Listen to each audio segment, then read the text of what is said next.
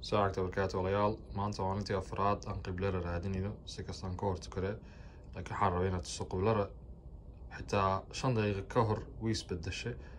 mar 5 daqiiqo ka hor aan video yar duubayo dhinacan yar ahayd laakiin maadaama doontana socoto hadda qibladii dhinacan ay ahaatay maalintii ugu horeysay sida xasuusanaysiin xaggan ahayd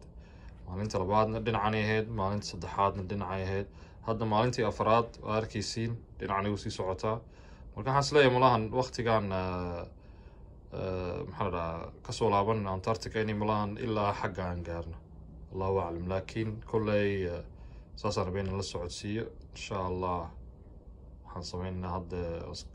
qibladaasaan tusi sida u ogaatiin maanta dhinaca loo tukan doono insha allah